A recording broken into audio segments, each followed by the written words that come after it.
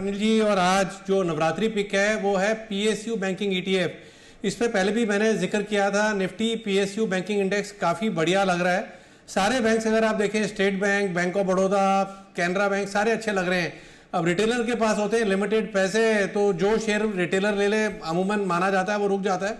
तो बेस्ट है PSU banking का ईटीएफ लें तो निपॉन इंडिया का पीएसयू बैंक 20 करके एक ईटीएफ है जिसका दाम चल रहा है 82.40। इसको मेरा ऐसा मानना है 1.5-2 साल का नजरिया बना के बाय करना चाहिए। यहाँ पे 140 के लेवल्स देखने को मिलेंगे। एक बहुत बड़ी अपसाइड पीएसयू बैंकिंग का ईटीएफ अब आने वाले समय में दिखाएगा। तो नवरात्रि पिक तो अनिल जी ये हो गई, बट ज़्यादातर लोगों को ना निवेश करना नहीं होता, ट्रेडिंग करनी होती है।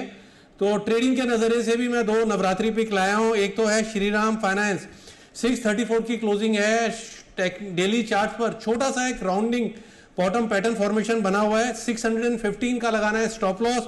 665 के टारगेट के लिए श्रीराम फाइनेंस पर खरीदारी की राय है। और दूसरा एयू बैंक, जिस दिन इसको लाइसेंस मिला था यूनिवर्सल बड़े बैंक का, उस दिन से इसके अंदर एक सेल ऑन न्यूज हुआ था, स्टॉक के अंदर करेक्शन देखने को मिली थी।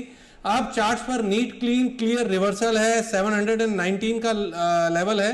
700 का लगाएं स्टॉप लॉस। 758 के टारगेट के लिए इन 2 स्टॉक्स में, मतलब कि नवरात्रि के नजरिए से सप्ताह भर का नजरिया बना के खरीदारी की राय है। 2 पिक है और मैं पूरी तरह से तन मन धन के साथ बंसल जी इससे सहमत हूं कि जो सरकारी बैंक हैं उनके चार्ट सबसे ज़्यादा दमदार लग रहे हैं। तो पीएनबी पर अनिल जी खरीदारी की राय है तो पंजाब नेशनल बैंक खरीद करके चले। चार्ट पर ऑलरेडी हमने एक अच्छा मूवमेंट देखा है पिछले कुछ दिनों में और मुझे लगता है कि अब इसमें और अच्छा मूवमेंट बनने की पूरी संभावनाएं। चार्ट मजबूत है। 113 के आसपास बंद हुआ। मुझे लगता है कि 109 रुपये 50 पैसे के आसपास स्टॉप लॉस रखकर खरीदारी करें।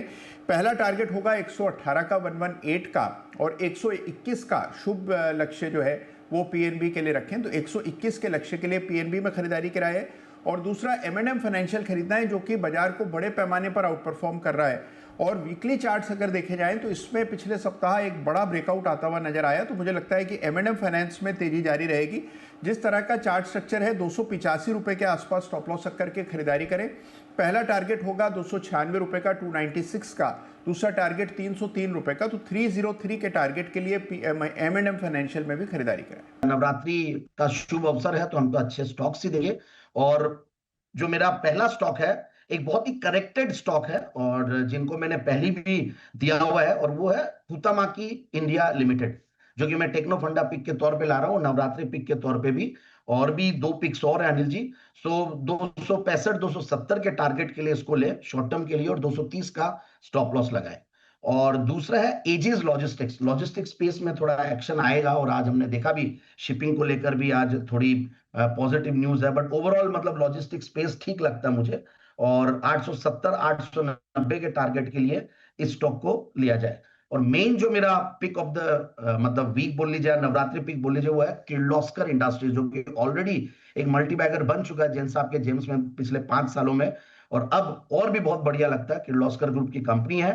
4200 के लगभग है। 4700 के टारगेट, 750 के टारगेट्स और 4090 का स्टॉप लॉस। नवरात्रि के लिए मैं स्टॉक जो चुन के लाया हूँ वो एक लार्ज कैप स्टॉक है, बट मुझे लग रहा है कि अब यहाँ से एक और मूव ये स्टॉक में आ सकता है और अच्छे कंसोलिडेशन के बाद स्टॉक में मोमेंटम वापस लौट रहा है। स्टॉक का नाम है भारती एयरटेल। यहाँ से मुझे लग रहा है जो हिसाब से पिछले 2-3 दिन में बाइंग हुआ था और उसके पहले जो कंसोलिडेशन हुआ था एंड स्टॉक का जो एक ट्रेजेक्टरी है, जो एक कंस्ट्रक्टिव ट्रेजेक्टरी हम कहते हैं कि काफी एक अच्छा हायर टॉप हायर बॉटम वाला और कंसोलिडेशन के बाद ब्रेकआउट वाले जो चार्ट्स होते हैं लार्ज कैप्स में आपको बहुत ज्यादा नहीं मिलते, बट भारतीय एयरटेल एक ऐसा स्टॉक है। तो यहाँ पे मुझे लग रहा है कि ये लेवल पर और डिप्स पर खरीदारी करनी चाहिए। 1880 का स्टॉप लॉस रखे और 2150 और 2250 के 2 टारगेट्स मुझे लग रहा है आने वाले 6 से 8 महीनों में यहाँ पे आ सकता है। तो एक थोड़ी लंबी अवधि का नजरिया रखिए और डिप्स पर ऐसे ऐड करते रहिए।